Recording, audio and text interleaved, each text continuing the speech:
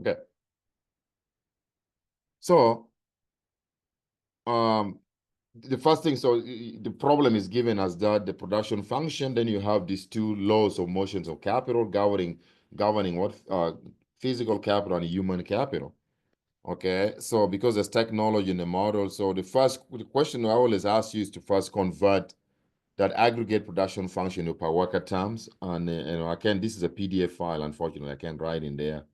So let me kind of like check this out here. Open a new, just give me a moment, guys. Okay, so let's see. What is this? Functions.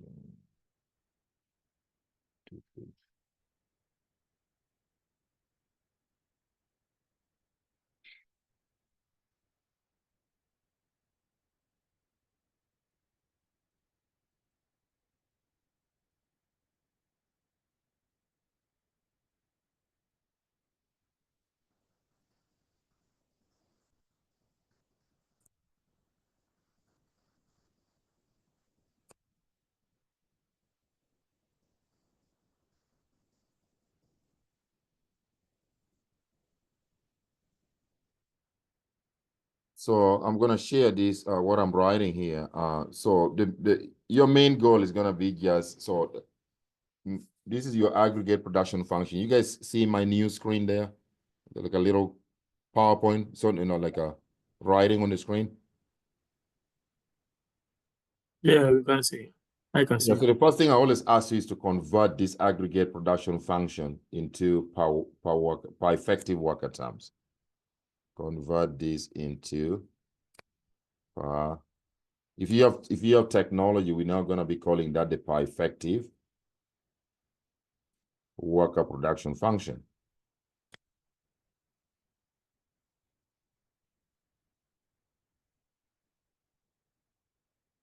And it's very standard. So all you gotta do is divide, because remember in this, when you have technology in the model, you have you see the technology parameters there, that A, that basically means you know that your little y with a tilde is gonna be denoted as big Y divided by AL. And then little k, all the endogenous variables in the Solomon model will be expressed as a function of what? The uppercase version divided by AL. And then little c tildes would be going to be C over AL. And then little I with a tilde is going to be equals to big I over AL. So those are the four endogenous variables in the solar model that we normally care about, especially when you have technology. So now, then what we need to do, we need to just convert that production. Having know that is true, this production function exhibit constant returns to scale. So let me replicate it again here. So it's k to the 240, k to the 2 over 5, al to the power 2 over 5, and h to the power 1 over 5. It exhibit constant returns to scale because the exponents, these exponents are to 1. Okay, so to convert it to by effective worker terms, you just divide both sides by AL, divide both sides by AL. So you see y over AL on the left, that's already in what? In per worker terms. That's what we're calling little y with a tilde. And on the right-hand side, remember AL, let me write it here. AL can be written as AL to the power 2 over 5 times AL to the power 2 over 5 times AL to the power 1 over 5. So that means I can write the right-hand side as 40 k to the power 2 over 5, AL to the power 2/5, and then h to the power 1/5. Then you're going to divide this one. It says, so AL, I can break it down and write it as AL to the power 2 over 5 times AL to the power 2 over 5 times AL to the power 1/5. You can see clearly the AL to the power 2/5 will cancel that. So you get now y tilde is going to be equals to 40. So k to the 2/5 divided by AL, they all raised to the same power. You can write that as k over AL raised to the power 2/5 times, this is h and AL, yeah, raised to the same power. You can write that as h over AL, all raised to the power 1/5. Okay. But remember, your K over AL, that is little k with a tilde. So now your effective worker production function will become 40 little k tilde to the power 2/5. And it's going to be little h tilde. I forgot, by the way, okay, to the power 1/5. If you have human capital, you're going to have 4 endogenous variables. The other endogenous variable I forgot was what? Human capital, which is given as H over AL. Okay, so that's how you convert your production function. You're going to be doing that. Your notes is pretty clear. If you go back to your notes, so let me repeat that here again. We have got 40 k tilde to the power 2/5 and little h tilde to the power 1/5. So this production function exhibits is going to exhibit what we call diminishing marginal product in capital. And sometimes I ask you to prove that, to show that this production function exhibit both diminishing marginal product in both physical and human capital. You take the partial derivative of this production function with respect to k and with respect to h, and then you take the second order partial derivatives with respect to the same variables. If the second partial order derivative is less than 0, then that's a proof of diminishing marginal product of capital. For instance, you know that the marginal product of physical capital here, MPK, you take the derivative dy tilde dk tilde, which is just going to be equals to what? It's going to be 80 divided by, so 4, 5, 8, 16.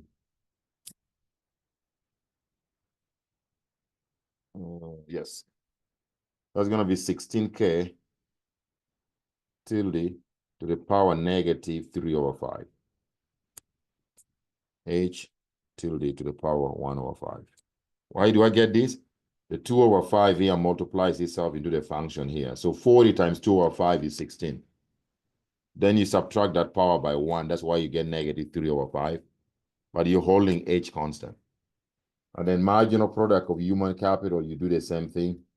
You take the derivative of this production function with respect to H tilde. So that's going to be equal to, so the 1/5 is going to multiply itself into the function here. That's going to be 8k till you hold this constant, 2 over 5, then subtract the index, the exponent on what? H by 1, so that becomes negative 4/5. Now, to prove diminishing marginal product of capital in both physical and human capital, you need to take the second order derivative. So the first one, second order derivative, is going to be the MPK dk, which is the same thing as the 2y tilde dk tilde squared. So that derivative is going to be, now again, negative 3 over 5 times 16. Okay, now you can see that, you can do the numbers there. That's going to be negative 3 over 5 times what? Times 16. Okay.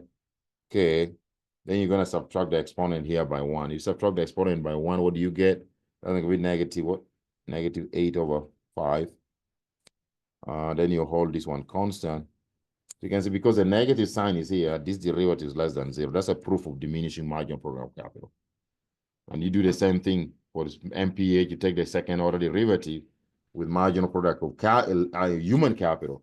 That's going to be the MPH, the H, which is the same thing as the 2y tilde over the H tilde squared.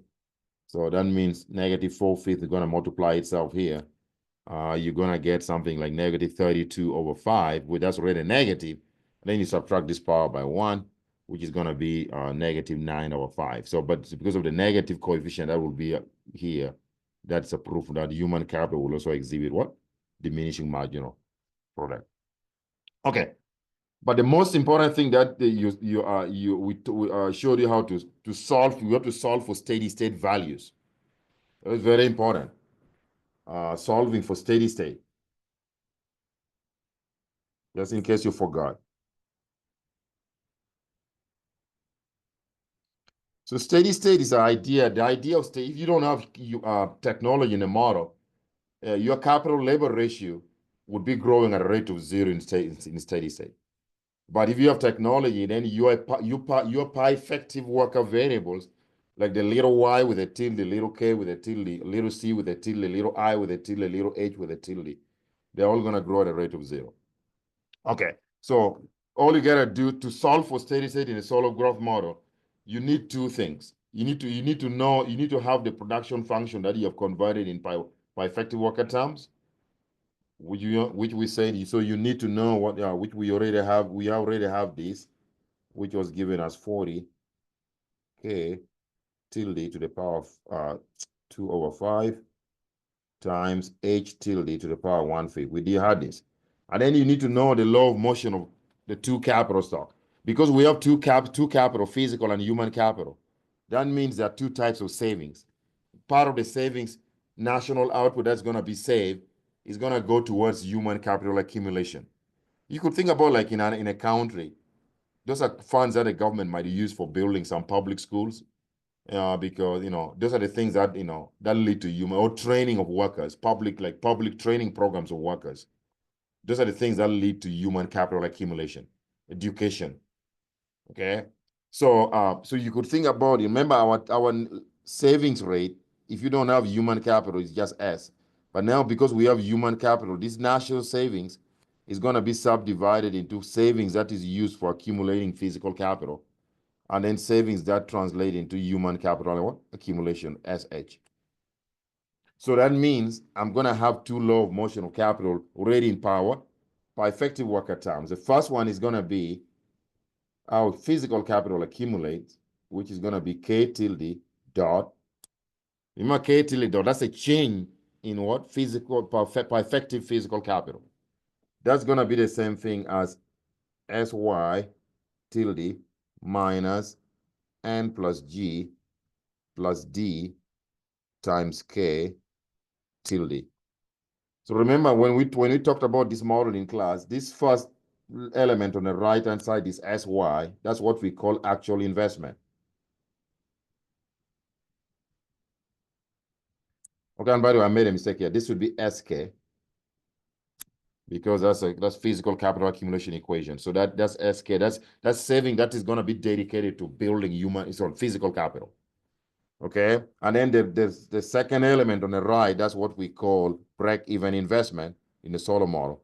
That is investment that is just needed to make sure that your per effective capital labor ratio stay constant. So we call it a break-even investment.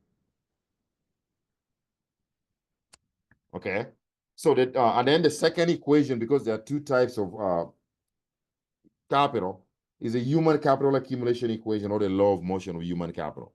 So the law of motion of human capital is going to be written as H tilde dot. H tilde dot basically is how human capital is changing over time.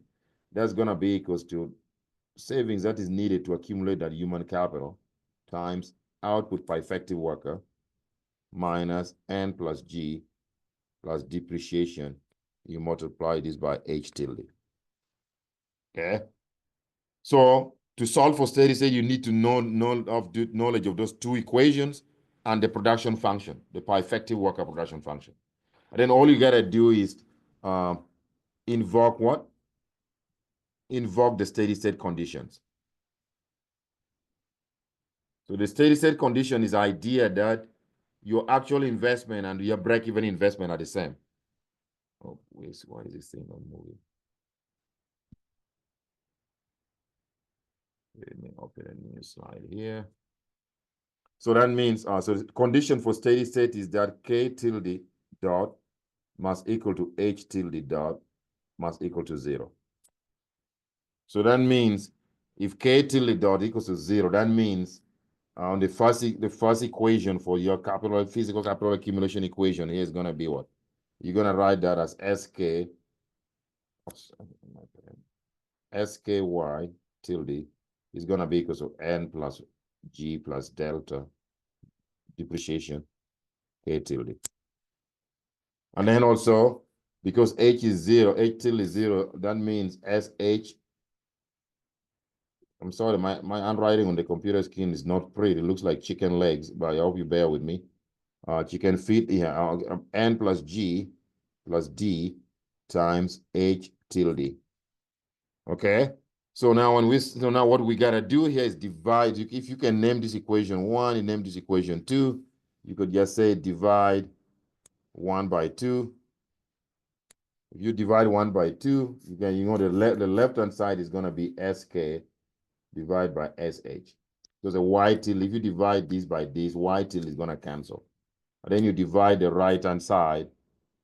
If you could divide the right-hand, divide this equation by this equation, then N plus G plus D are going to cancel. So you're going to remain with only K tilde over H tilde. Okay, which you can cross multiply and find, and that becomes, so you find SK H tilde equals to SH K tilde. Okay, then you can find your H tilde here is going to be equals to SH over SK times what? K tilde. Or you can write this as, you make K tilde the subject of, okay, I'm sorry, my handwriting here. K tilde is going to be equals to SK or SH times H tilde. Okay, so now what you're going to do here, the next thing you're going to do, you're going to make use of the production function and these two equations here. You can call this 3, call this equation 4. Okay, so if I go here and keep in mind that, so now we know, we what do we know? We know that your SK H equals to N plus G plus depreciation times K tilde. Okay, so what I'm gonna do here, so what am I doing here? This is SKY, I'm sorry, SKY tilde. Okay, so I'm gonna substitute my what? My perfective output here. Your perfective output is given as production functions K tilde to the 2/5, H tilde to the 1/5. Substitute this here. So you're gonna get SK times 40 K tilde to the power 2/5, H tilde to the power 1/5. That's gonna be equal to N plus G plus depreciation and K tilde. Then the next step is to use one of these. You need to get rid of either K tilde or H tilde. So it's your choice, which one, whatever you want to solve first. But you're gonna make use of this what? Either this equation 3 or equation 4. This is saying H tilde equals to SH over SK times K tilde. So we can use that one, or you can use the 4, it doesn't really matter. So you can, if you choose to get rid of, so this become SK 40, which one are you getting rid of? We're getting rid of H. So where there's H tilde, we're gonna replace it with SH over SK times K tilde. Okay, so that means K is remaining to the 2/5. So we're gonna get rid of this guy, which is now, you're gonna introduce bracket. What is it? What is this value? It's SH K tilde. So it's SH divided by SK times K tilde. But all is gonna be raised to the power 1/5. That's gonna be equal to N plus G plus D K tilde. So now you can see now, the only unknown to solve for there is K tilde. Because the rest of the variables, all those things you're seeing, they're not variables. Those are parameters of the model. So your goal is to make K tilde the subject. Okay, which is a straightforward. Remember, there's K tilde also inside here. So just combine those terms. If you do your math correctly, your K tilde in the K tilde you're solving as a steady state values of K tilde is going to be a function of SH, SK, and G and D. That's it. And then you're going to do the same thing you solve for the steady state value for what? For H tilde. Once you solve, and then when I ask you to solve for Y tilde, why you're going to use the steady state value of Y tilde. This guy is given, we already found this to be 40 K tilde to the power 2/5, H tilde to the power 1/5. So the values of steady state values of K tilde in steady state and H tilde, you're going to substitute them back there. That would be the steady state value of this guy. Any question?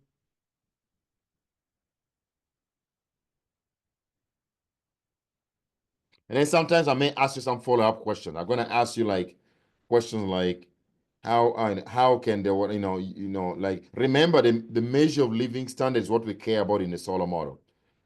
So you need to be able to, once you found this expression here, you go through your notes. All these things have been solved there. I don't have to do up to the end, but I'm just showing you what you need to be doing there. Go to your notes and check, the final solution for y tilde star is steady state, and then k tilde and h tilde. And then sometimes I'm going to ask you to find the what? The steady state value of output per work. Output per work is what we care about. Because remember, in the solar model, in steady state, y tilde dot equals to k tilde dot equals to c tilde dot equals to I tilde dot. All these variables grow at a rate of 0 in steady state. But per worker variables like y without a tilde and k without a tilde, c without a tilde, this, so I see y dot means the change in capital. If you in growth rate, you can put over y if you want to express it in growth rate. Sorry, k here over c here equals to little I dot over I. All these are going to grow at the rate of technology. I forgot to add h there because we have two variables. H dot over h. Just keep forgetting that. The 5 variables. So they're going to grow at a rate of technological progress. So technology sustains a growth rate. So the manipulation there, if I ever ask you to get the prediction on output labor ratio, which is a measure of living standard, recall that your y tilde is given as big Y over AL. But you can see that this Y over L here you're seeing on the right, because your little y without a tilde is given as Y over L. So that means the Y tilde can be written as little y over A. And if you cross multiply these, you get Y without a tilde equals to Y tilde times technology index. So once you've already found this from the other part where we are solving for the steady state values of k, little h, and little y with tildes, you're gonna substitute the value of y tilde in steady state there, and you can see that you're still gonna have a here, meaning that technology is gonna drive living standard in the long run, and you can show that if you take the logs after this is gonna be like a big whatever here y tilde in steady state, which is a function of SH, SK, and G and D. It's going to be something big, then times this A. So to show that your output labor ratio, which is a measure of living standard, is sustained by technology in the steady state, you can take logs of both sides, then take the total differentiate that function with respect to time. You know what I mean? You're gonna find that the growth rate of that little y is gonna be growing at a rate of g, meaning that it's technology that sustains long-run economic growth or long-run living standard. Any questions so far?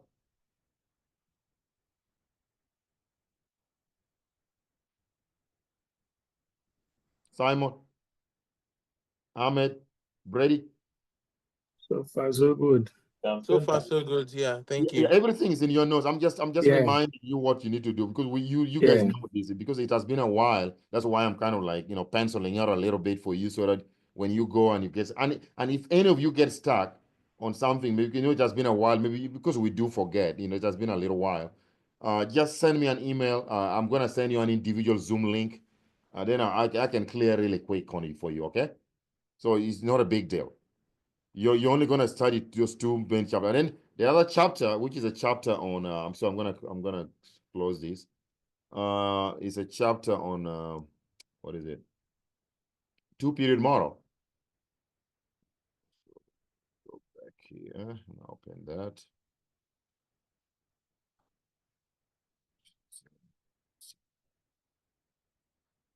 Yeah.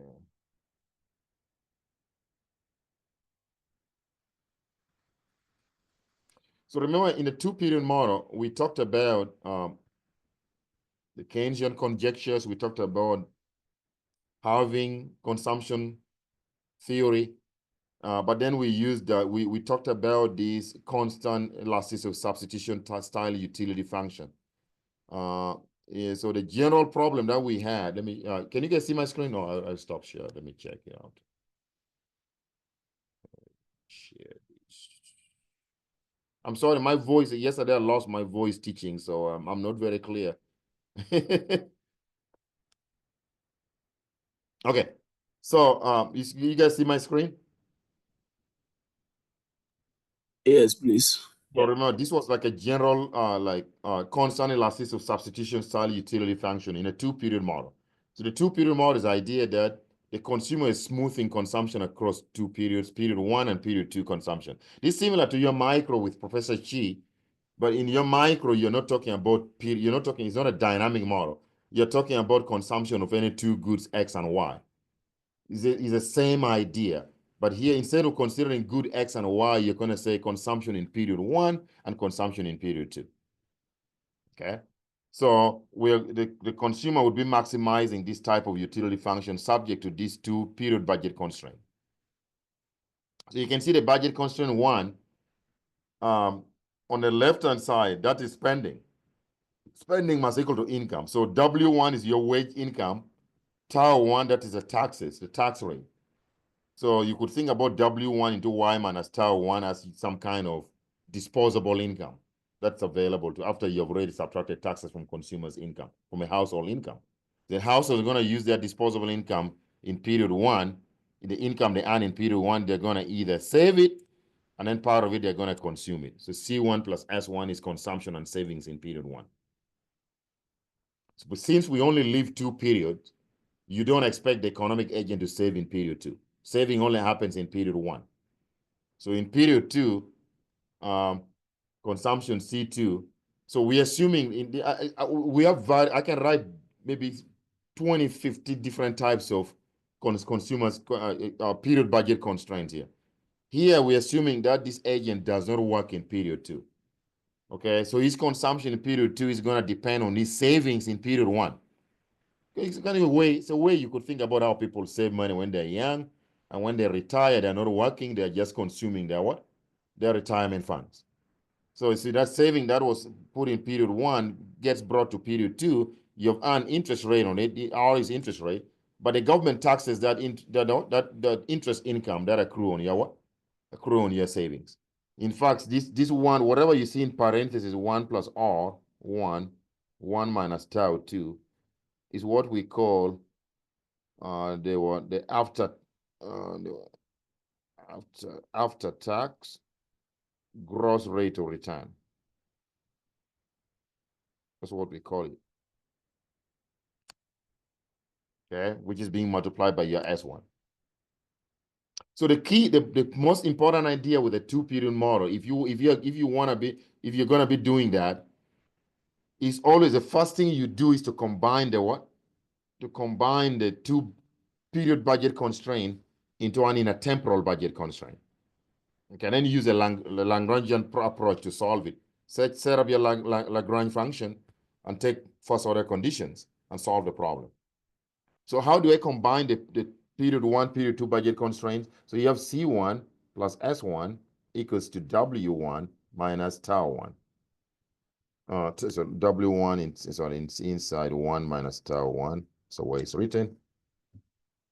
And then we're saying C2 is given as S1 inside 1 plus R into 1 minus R1 minus tau 2. So the first thing you do, you need to get rid of savings here. So if I divide both sides by 1 plus R1 here, inside 1 minus tau 2, divide both sides by 1, you see R1, 1 minus tau 2. So this cancel. And then I'm going, this is my S1 is going to be this. Then I'm going to substitute that in what? In constraint 1. So if I substitute that in constraint 1 for S1, then you get C1 plus, where there's S1, you replace with this guy, which is C2 over 1 plus R1 inside 1 minus tau 2. That must equal to W1, 1 minus tau 1. So this is what we call an intertemporal budget constraint. The left-hand side is what we call your lifetime consumption. The lifetime discounted consumption must equal the lifetime income. Okay, this is I'm not gonna be bringing you this complex case where where I don't give you values of W1, I don't give you values of tau, I don't give you values of the phi there or the theta there. I'm gonna give you a much simpler, the simplest of the simplest utility function, mostly a log utility function. Okay, and let's go to a specific example of that.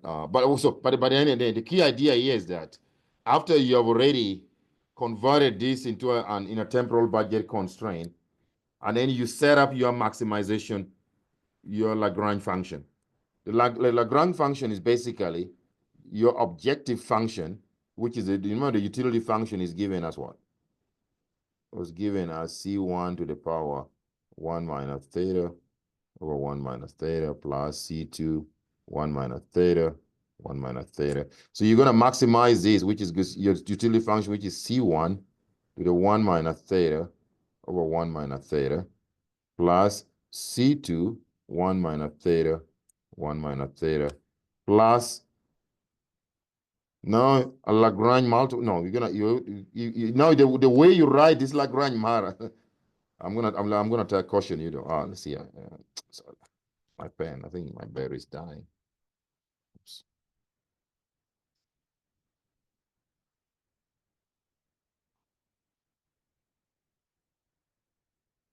Yeah, so minus, what is this? Sorry guys, my pen died.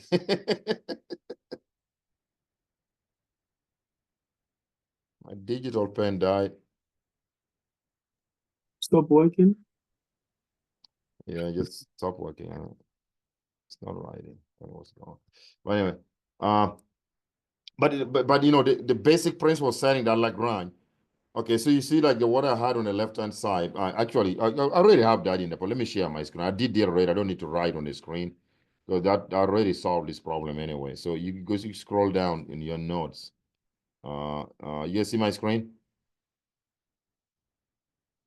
You see my screen? Yes, please. So you're gonna set up your Lagrange function right here. That's how you set up the Lagrange function. You see, Brady, do you see that? What I'm talking about? Yes, I can see it there. Yeah, so you're taking, so now the choice variables here is you take the derivative with respect to C1, C2, and lambda. Okay. And then you're gonna get rid of lambda here. Equation 3, equation 4, divide 3 by 4 to get rid of lambda. And then do a couple of penciling out just to solve for C1. So this is a long problem. I'm not gonna go through it because it's really long. It's just, but I'm gonna give you a specific, more condensed, like a log type utility function, which is easier to solve, because I wouldn't bring that on a test. Let's go and the type where you can prove the Ricardian equivalent doctrine. So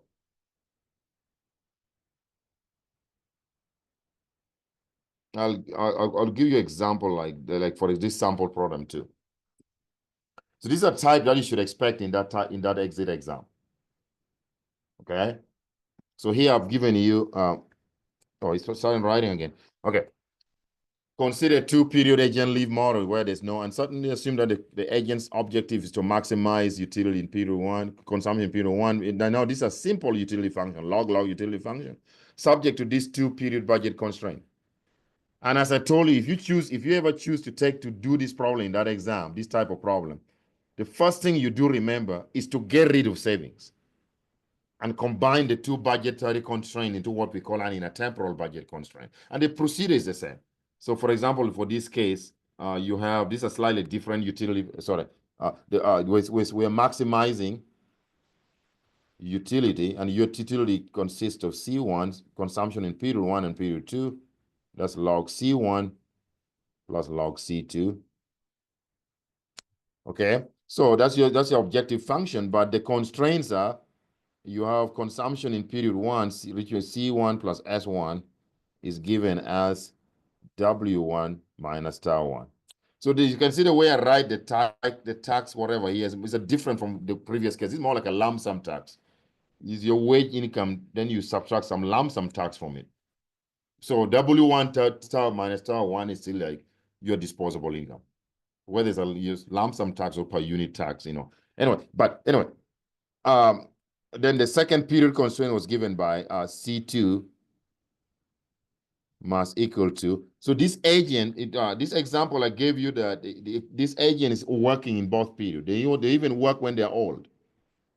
But they have money saved, and we're assuming that their saving is not taxed. So it's S1, for this example, S1 into 1 plus R1. So this is going to be whatever the money that they accumulate from their savings from period 1. Remember, R1 is the interest rate that you earn on your savings. Then plus they're working in period 2, which is W2 minus tau 2. So this is like your disposable income from your wage income in period 2. So they're working both periods. So as I say, the first thing is to get rid of S1. So how do I get rid of S1? So you can write this as S1 first, inside 1 plus R1 must equal to C2 minus W2 minus tau 2. And then you're going to have, they divide all both sides by what? 1 plus R1. If you divide all through by 1 plus R1, you get S1 equals to C2 over 1 plus R1 minus W2 minus tau 2 divided by 1 plus R1. Something like that. But the good news is that you can reduce now, then we can substitute that into the what? Into constraint 1. We're going to substitute this S1 into budget constraint 1. Okay? So if you do that, you're going to have C1 plus S1. Let me first duplicate what that is. That this is your constraint 1, remember? Now I'm substituting this S1, which is given by that, into that constraint. So that's going to be C1 plus S1 is going to be given as C2 over 1 plus R1, okay, minus W2 minus tau 2 divided by 1 plus R1 must equal to W1 minus tau 1. Then collect terms in what? In income together and terms in consumption together. So you get C1 plus C2 over 1 plus R1 must equal to, you take this to the right-hand side, that's going to be written as W1 minus tau 1. That's the first term, plus W2 minus tau 2 divided by 1 plus R1.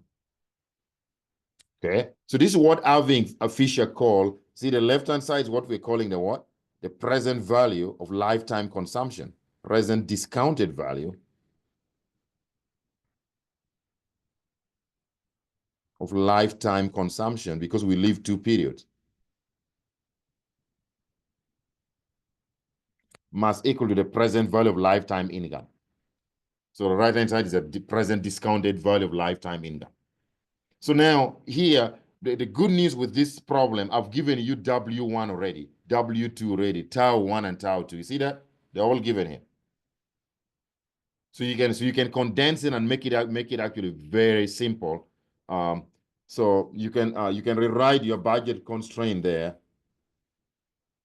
You can now write, let me duplicate what I had there. It was, we had C1 plus C2 over 1 plus R1 must equal to W1 minus tau 1 plus W2 minus tau 2 over 1 plus R1.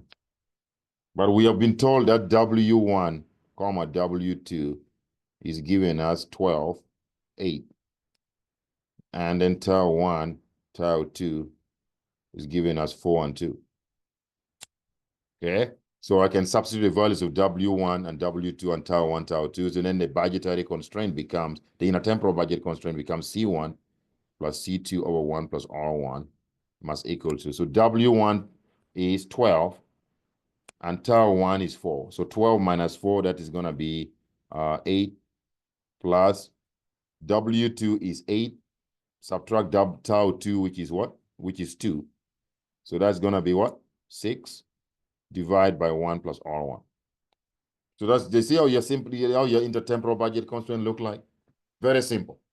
So now to set up the Lagrange here, because you're going to be solving for values of C1 and C2, you remember we are maximizing now. We are maximizing now your utility function, which consists of consumption in period 1 and period 2, and that's going to be log C1 plus log C2.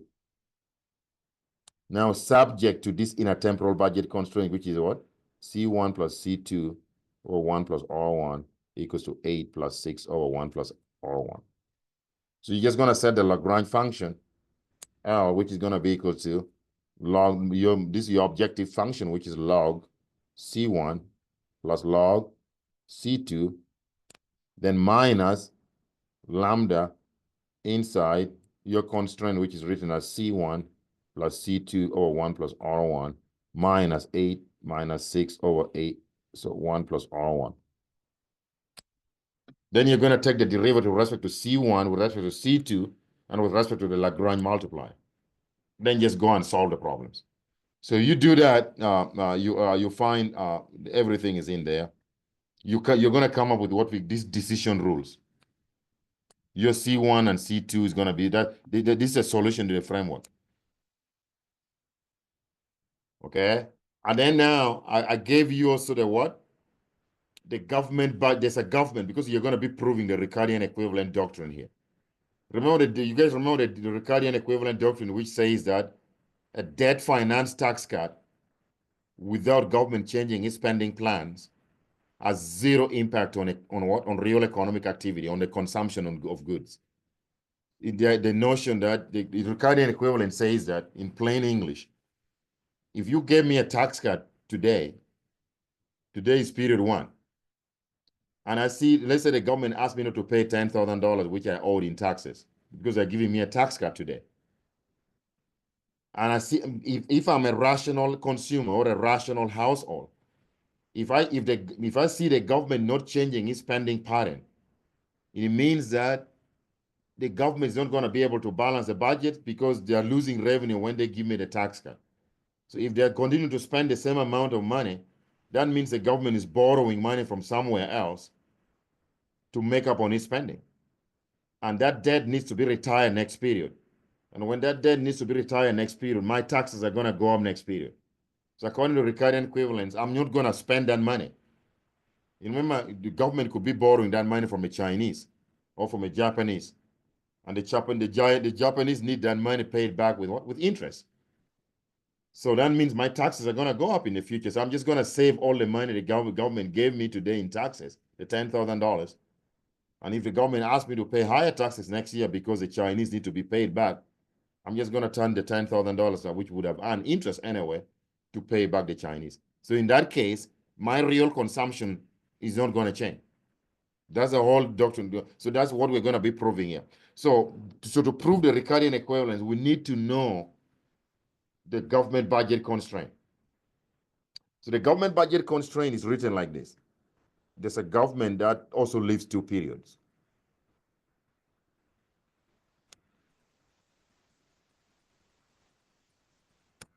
So it's GT, government spending at time T, plus 1 minus, actually that's 1.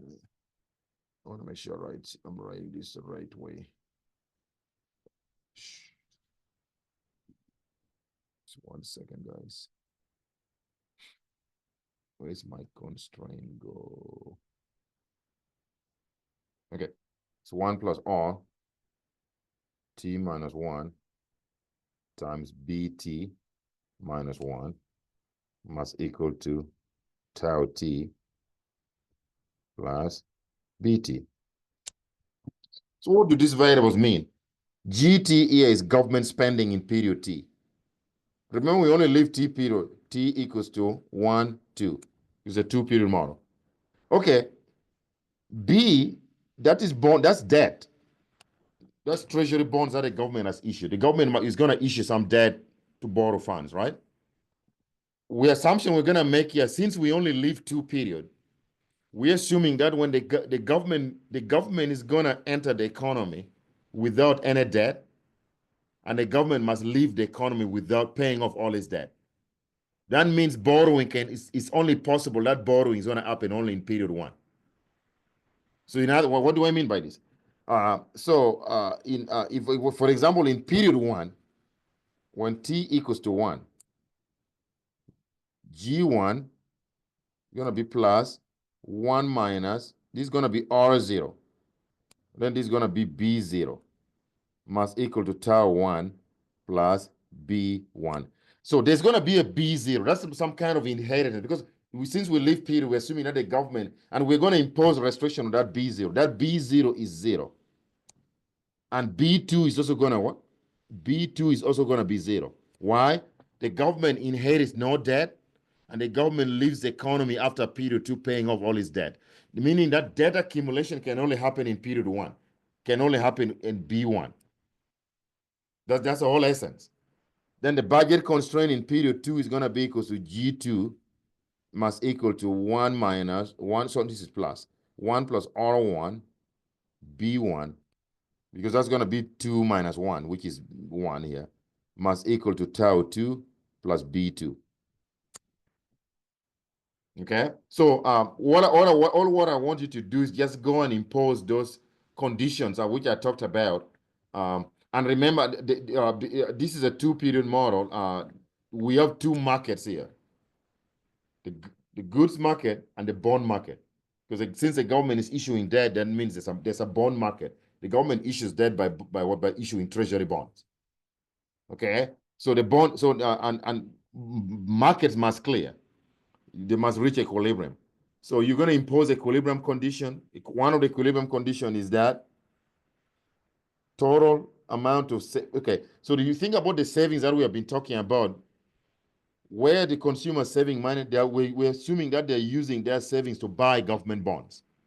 So the total savings in the economy in equilibrium must equal to the total bond holding.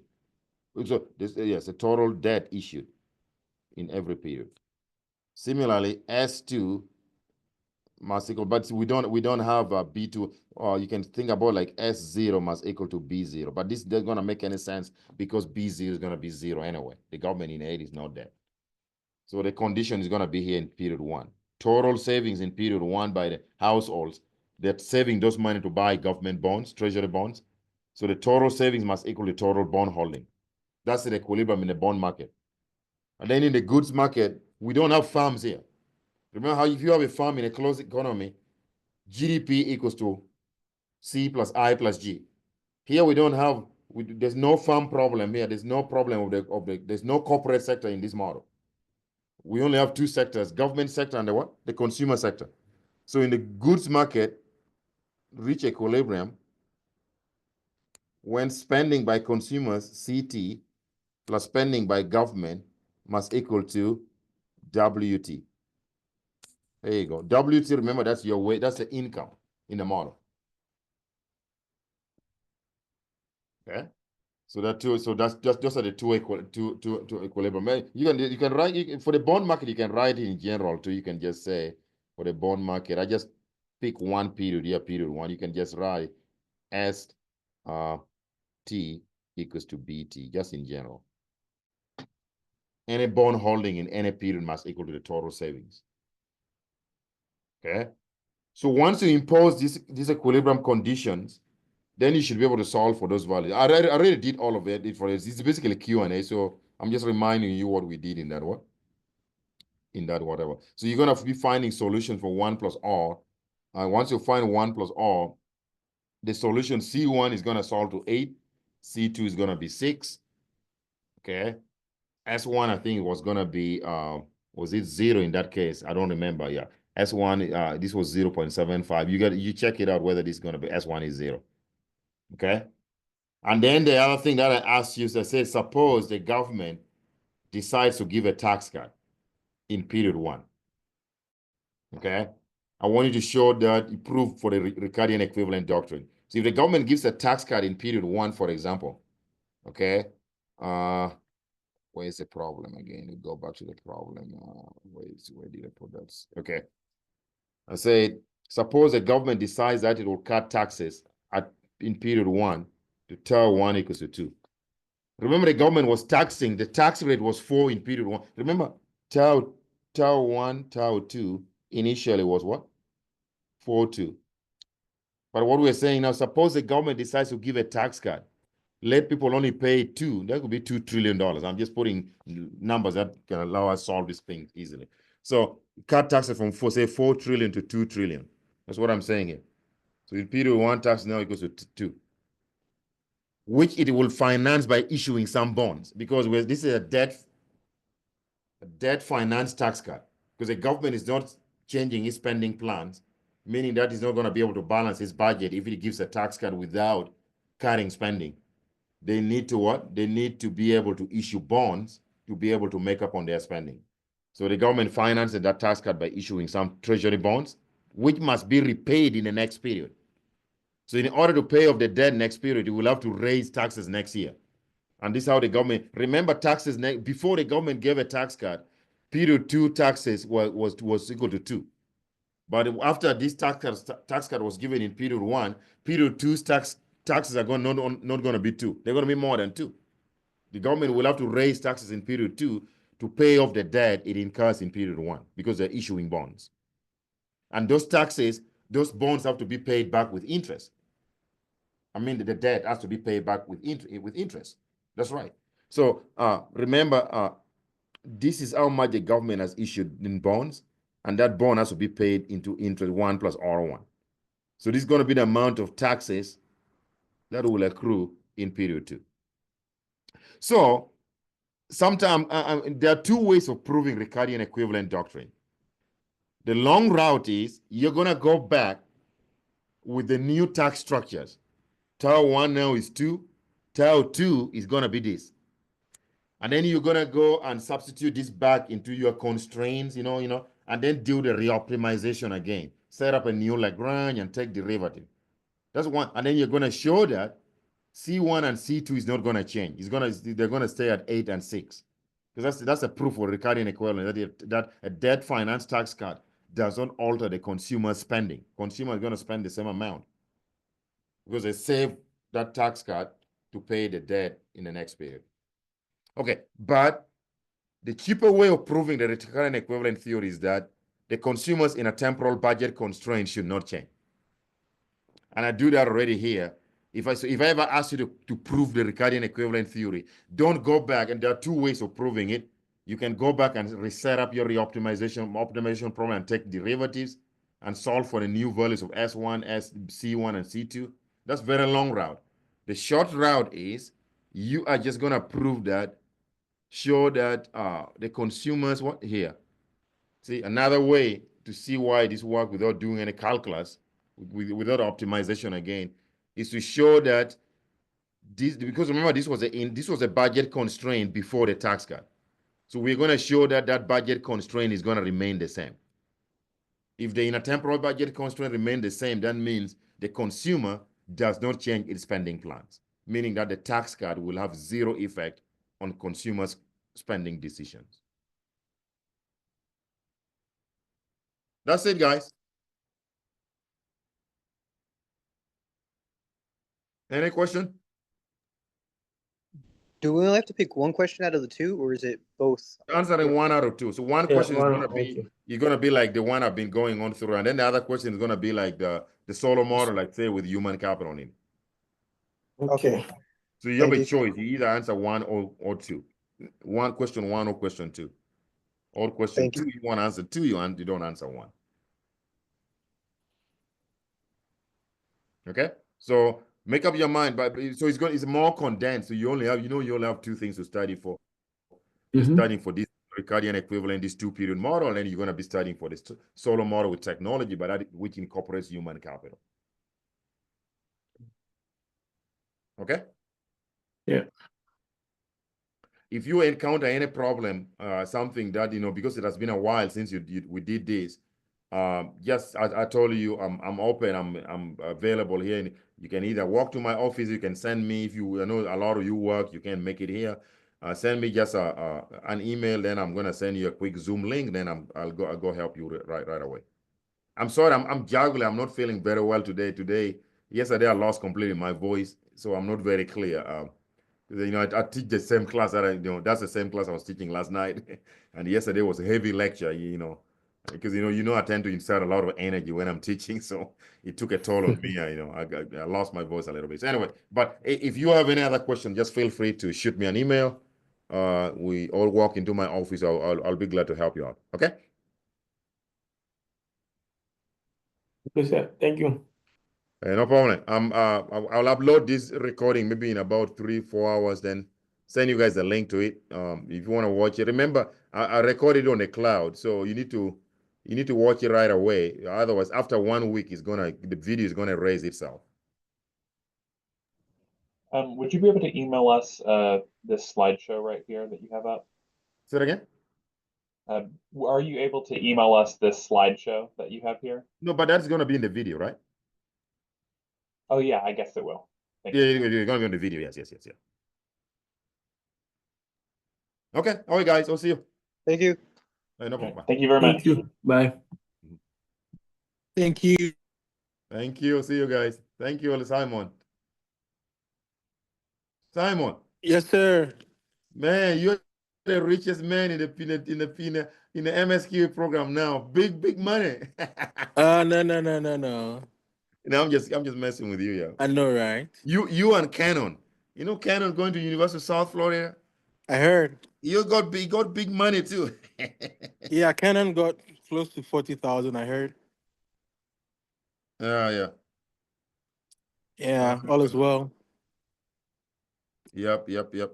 I'll do some studies, and then when I face any challenge, I'll definitely reach out to you. Okay. All right, thank you. All right, no problem.